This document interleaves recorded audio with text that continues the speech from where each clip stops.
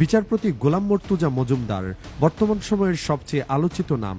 তিনি এমন একজন সাহসী বিচারক যিনি আইনের শাসন প্রতিষ্ঠায় নিজের জীবনের সর্বোচ্চ ঝুঁকি নিয়ে সাবেক প্রধানমন্ত্রী শেখ হাসিনার মৃত্যুদণ্ডের রায় ঘোষণা করেছেন। আন্তর্জাতিক অপরাধ ট্রাইব্যুনালের ইজলাসে বসে তিনি এই ঐতিহাসিক রায় দিচ্ছিলেন। তখন তার সামনে ছিল কেবল ন্যায় বিচার, আর পেছনে ছিল কোটি মানুষের প্রত্যাশা। পিনপতর নীরবতার মধ্যেই তার গম্ভীর কণ্ঠে ঘোষিত এই রায় শুধুমাত্র একটি আইনি সিদ্ধান্ত ছিল না, বরং এটি বাংলাদেশের রাজনৈতিক ইতিহাসে একটি নতুন অধ্যায়ের সূচনা করেছে। স্বাধীন বাংলাদেশে এই প্রথমবারের মতো দেশের সর্বোচ্চ ক্ষমতাধর ব্যক্তির বিচার সম্পন্ন হলো, এবং তা হলো এমন একজনের হাতে যাকে বিগত সরকার বছরের পর বছর কোণঠাসা করে রেখেছিল।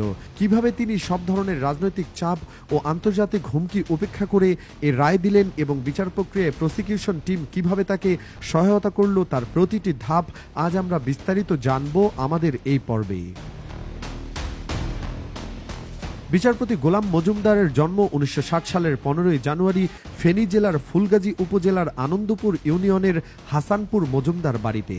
তবে তার আসল পরিচয় কেবল তার জন্মস্থানে নয়, বরং তার ৩৬ বছরের আপসহীন কর্মজীবনে। তিনি ১৯৮২ সালে বিসিএস বিচার ক্যাডারে যোগ দেন। তার সহকর্মীরা তাকে চেনেন বিচার বিভাগের এক নিঃসঙ্গ শের হিসেবে। তিনি এমন একজন বিচারক ছিলেন যার ইজলাসে দাঁড়িয়ে বড় বড় অপরাধী বা রাজনৈতিক নেতারাও চোখের দিকে তাকানোর সাহস পেত না।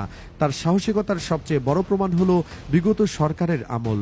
আমরা জানি গত ১৫ বছরে বিচার বিভাগকে কিভাবে রাজনৈতিক প্রভাবে কুক্ষিগত করা হয়েছিল, কিন্তু গোলাম মর্তুজা ছিলেন একেবারে ব্যতিক্রম।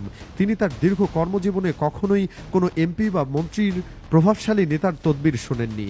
শোনা যায় বহুবার তার কাছে উপরমহল থেকে ফোন এসেছিল বিশেষ বিশেষ মামলার রায় পরিবর্তন করার জন্য, কিন্তু তিনি স্পষ্ট জানিয়ে দিতেন, আমার কলম আল্লাহ ছাড়া আর কেউ ভয় পায় না।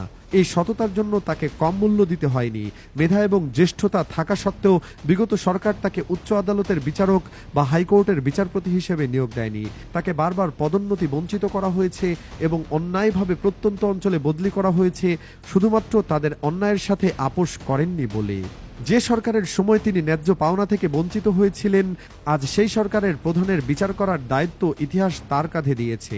তিনি যখন জেলা ও দায়রা জজ হিসেবে অবসরে যান, তখনও তিনি ছিলেন মাথা উঁচু করা এক মানুষ। অবসরের পরও তিনি কোনো রাজনৈতিক দলের লেজুরবৃত্তি করেননি। অত্যন্ত সাদামাটা জীবনযাপনকারী এই মানুষটি ঢাকায় নিজের কোনো আলিশান প্রাসাদও গড়েননি। যার হারানোর কিছুই নেই, তাকে ভয় দেখানোর কিছু নেই।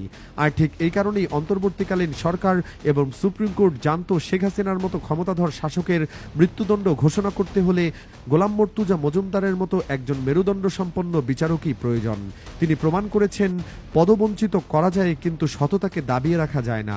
জুলাইয়ের গণহত্যার বিচার করার জন্য রাষ্ট্র যখন তাকে আবারও ডেকে পাঠায়, তখন তিনি মুহূর্তের জন্য দ্বিধা করেননি। তবে আন্তর্জাতিক অপরাধ ট্রাইব্যুনালের চেয়ারম্যান হিসেবে দায়িত্ব নেওয়াটা ছিল অনেকটা আগুনে হাত দেওয়ার মতো। কারণ তিনি জানতেন, এই যে বিচারের রায় যাই হোক না কেন, তা নিয়ে দেশে এবং বিদেশে তোলপাড় সৃষ্টি হবে, সেই সঙ্গে তো প্রাণনাশের হুমকি আছেই। কিন্তু এই প্রতিকূলতার মাঝেও তিনি পিছু হটেননি।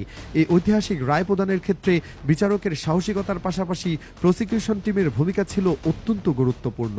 বিশেষ করে চিফ প্রসিকিউটর তাজুল ইসলাম এবং তার সহযোগী ব্যারিস্টার নাবিলা যেভাবে আইনি লড়াই চালিয়েছেন, তা ছিল অসাধারণ।